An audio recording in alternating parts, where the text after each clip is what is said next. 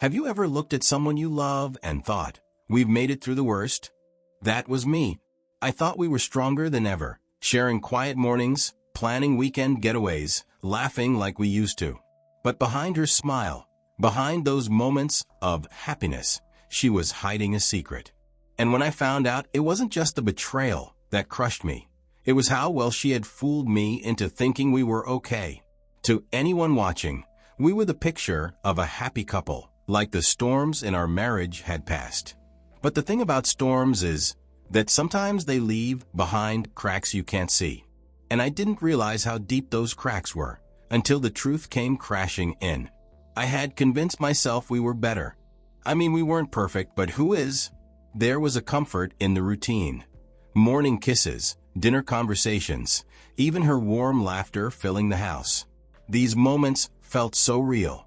Then came the conversation that changed everything. A close friend of mine, someone I trust with my life, asked if I had noticed anything off about my wife. I brushed him off, laughed it away, and said, "We're doing great."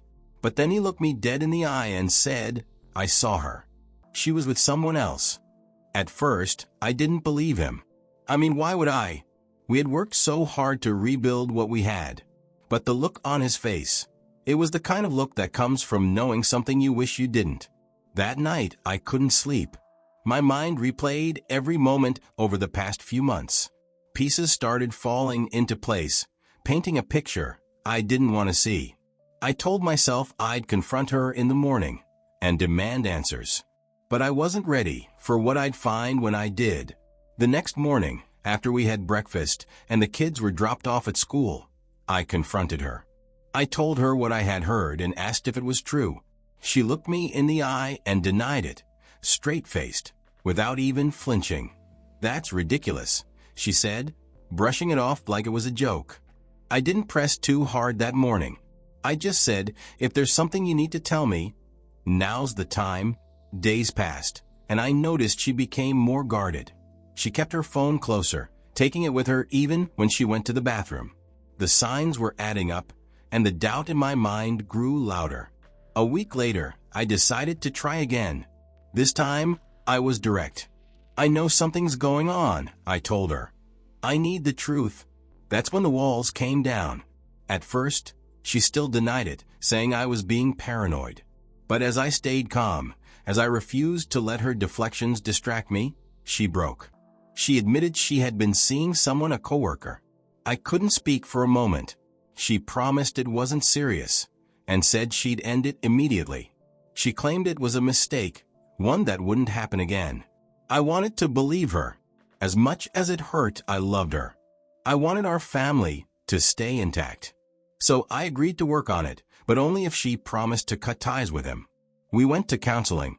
I poured my heart out in those sessions, talking about how betrayed I felt, but also about how much I still cared for her. I thought we were making progress. Outside of therapy, we spent more time together, date nights, movie marathons, and even weekend getaways. She seemed committed. She would hold my hand, look me in the eyes, and say she was sorry for what she did. For a while, it felt like we were healing. The laughter came back. The late-night talks came back. I let myself believe that we had turned a corner, that we were stronger now, because we had faced the storm together. But as it turned out, I was the only one who had moved on. She hadn't let go of him, not really. Looking back, those moments of hope were the cruelest part of it all. They made what came next hurt even more. It happened on a quiet Sunday evening. She had stepped outside to water the garden, her phone left on the kitchen counter. I was grabbing a drink when it buzzed, lighting up with a notification. The name on the screen caught my attention. Work consultant. Curiosity got the better of me, and I glanced at the preview. It read, "Can't wait to see you tomorrow, babe." My breath caught in my throat. The word babe echoed in my mind. I glanced toward the window to make sure she was still outside as I picked up the phone. Unlocking it was easy. She had never bothered to change her password. What I found confirmed my worst fears. The messages were filled with endearments, plans, and details of a life she was living behind my back. She wasn't just texting him. She was talking about moments they'd shared, moments I was meant to believe were just part of her busy work schedule. She was supposed to cut all communication with this guy, and she's sworn to do that. I guess she only changed his name on her phone. Anger came first, sharp and fiery. I wanted to storm into the garden, shove the phone in her face, and demand answers. How could she? After everything, how could she still betray me like this? But then came the sadness, heavy and suffocating. I tried so hard to make things work, to forgive her and move on for the sake of our marriage. I loved her, or at least the version of her I thought I knew. The realization that she didn't respect me enough to end things with him crushed me. Finally, there was betrayal. It wasn't just the affair. It was the lies, the deceit, the charade of a happy marriage we had been playing for months. I felt like a fool for believing her, for trusting her promises. As I stood there, staring at her phone, I realized something important. Reacting in anger wouldn't change anything. Confronting her might give me temporary satisfaction, but it wouldn't fix the deeper issue. She had already shown me who she truly was. It was up to me to decide what to do with that knowledge. At that moment, I made a choice. Instead of confronting her, I would take a different path. I would prepare for the inevitable fallout. She didn't need to know that I had discovered her secret. Not yet. My silence would be my advantage. I put the phone back on the kitchen counter exactly as I had found it and sat down. And at that moment, I felt a strange sense of clarity. This wasn't a fight I needed to have anymore. The marriage was over in my heart, even if it hadn't ended on paper. I met with a divorce lawyer 3 times, each meeting focused on protecting what mattered most, my finances and my kids. We started with the house. The lawyer explained how to secure it in the divorce proceedings, ensuring my wife couldn't claim full ownership. Next, we discussed custody. My kids meant everything to me. I documented everything. The time I spent with them, their routines, and how I handled their needs. My lawyer emphasized the importance of providing stability, and I was determined to provide it. Lastly, I transferred the majority of our savings into an account she couldn't access. It wasn't about revenge. It was about survival. I needed to ensure there was something left for the life I'd rebuild after this. At home, I stayed calm, but I watched her closely. One evening, I saw her smiling at her phone. I didn't ask who it was. Instead, I made a mental note and moved on. I stopped trying to connect with her emotionally. The little things that used to bother me, her business dinners or late-night phone calls, didn't matter anymore. I observed everything but kept my face neutral. She never asked why I seemed distant, and I didn't explain. I told myself this wasn't about punishing her. It was about protecting myself. Every interaction was measured and controlled. I'd already started saying goodbye in my head. I worked on the details, updated my will to remove her as a beneficiary, and transferred our shared assets into accounts she couldn't touch. I also started selling off a few joint investments, ensuring the funds went directly into my account. I planned for life after the divorce, where I'd live, how I'd manage financially, and what steps I'd need to take to rebuild. Every move was calculated, leaving no room for her to gain the upper hand. On the day I ended things, dinner that evening was quiet as usual. I had spent the day thinking about how to approach this moment. The meal was simple: grilled chicken, mashed potatoes, and a side of steamed vegetables. She had set the table nicely, as she always did, her smile warm and familiar. To anyone watching, we might have looked like a happy couple sharing a peaceful evening. But beneath the surface, I carried the weight of everything I knew.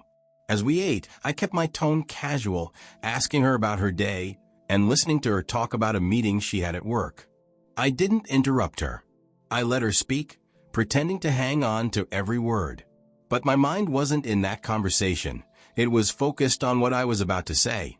When she finished her story and there was a natural pause in the conversation, I placed my fork down carefully, looked her in the eye, and said, "We need to finalize the divorce by Friday." I said it calmly, almost casually, as if I were discussing our grocery list or weekend plans. Her reaction was immediate and intense. Her smile vanished, replaced by a look of pure confusion. She blinked a few times, as though she hadn't heard me correctly. What are you talking about?" she stammered, her voice shaky. I leaned back slightly in my chair, maintaining my composure. "I've been thinking about this for a while," I said. "It's clear that we've been living a lie, and I think it's time we end it."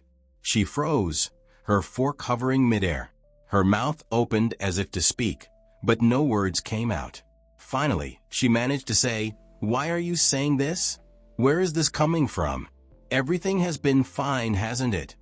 I almost laughed at her attempt to act clueless, but I kept my expression neutral. "Fine?" I repeated.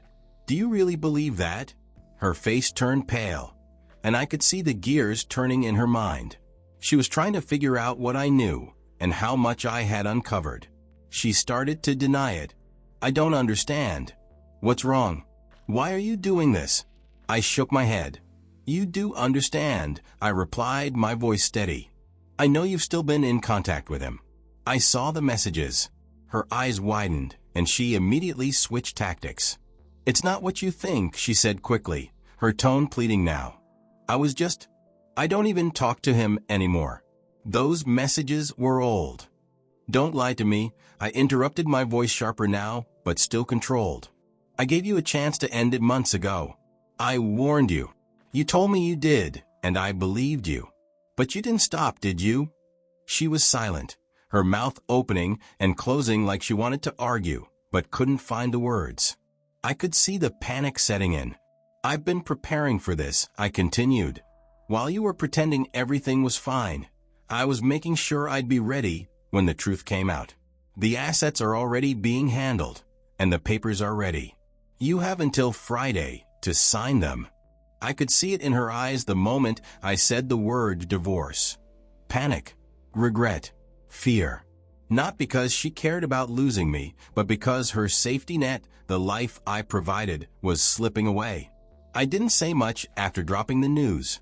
I gave her time to let it sink in. Tears welled up in her eyes, and she reached across the table, her voice desperate. "Please, we can fix this. I'll end it for real this time. I'll do anything. Don't do this, please." I pulled my hand back, refusing to let her touch me. "You already made your choice," I said firmly. "This isn't something I can forgive."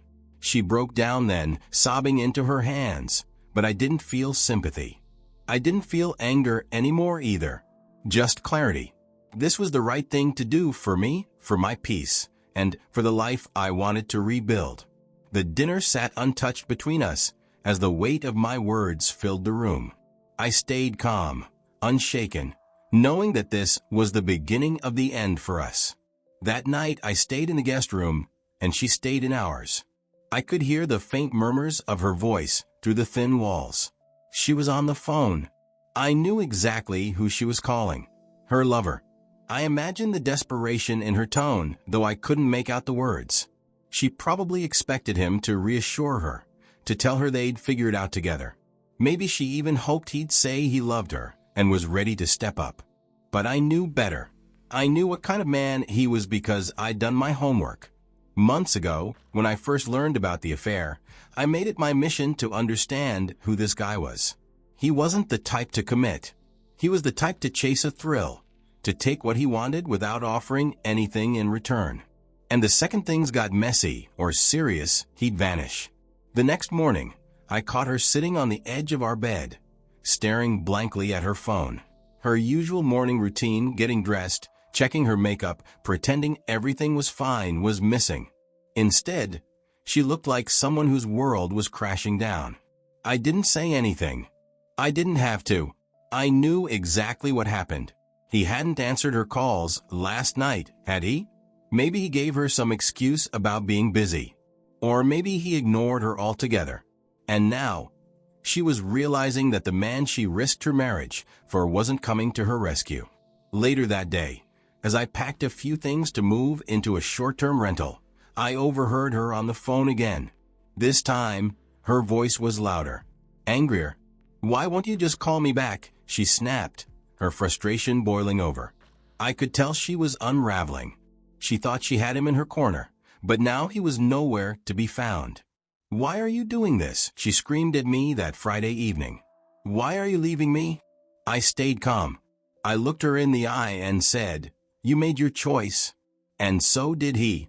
At that moment, I saw something in her face I hadn't seen in years. Vulnerability. Not the kind that draws people closer, but the kind that comes from realizing you've burned every bridge behind you, and there's no one left on the other side. She was stranded emotionally and financially by the very person she thought would save her. It wasn't just satisfying, it was validating. I'd spent months carrying the weight of her betrayal, doubting myself, wondering if I'd done something wrong. But seeing her crumble under the truth, it was a reminder that I was right to trust my instincts and plan my exit. She thought she was playing a game she could win. She thought I'd be too weak to leave, and her lover would be her backup plan. But she underestimated me. And him. Every sleepless night, every tense moment of silence in the house, and every forced smile when the kids were around, it all led to this point. I wasn't free yet, but I could see the light at the end of the tunnel, and I was holding on to the hope that when everything was finalized, I'd have the fresh start I deserved. The divorce wasn't just about ending a marriage. It was about securing what mattered most to me. I'd done everything I could to protect my future, transferring assets, preparing legal documents, and ensuring I was ready for any surprises. But my biggest focus was the kids. They were my world, and I couldn't bear the thought of them being caught in the chaos or being raised in an environment where dishonesty and betrayal had become normal. I knew the road ahead wasn't guaranteed. There was always the chance that things wouldn't go as planned, that she might try to turn things against me or fight harder than I expected. But I also knew I had done everything within my power to prepare for this moment. The lawyers assured me I was in a strong position, and I trusted that the truth would eventually speak for itself. What I looked forward to the most was the chance to rebuild, to start fresh, to create a home where the kids could feel safe and loved without the shadow of tension hanging over us. I imagined a life where I didn't have to pretend everything was okay. A life where I could wake up in the morning and not feel the sting of betrayal lingering in the back of my mind. I wasn't naive. I knew it would be a long process. Divorce wasn't just paperwork. It was the end of a chapter that had shaped so much of my life. But I was ready to close that chapter and move forward, one step at a time. If everything went in my favor, if the court saw through the lies and recognized what I had been fighting for, I could finally start over with peace of mind. I could focus on being the father my kids needed and the person I wanted to be, free from the weight of a broken marriage.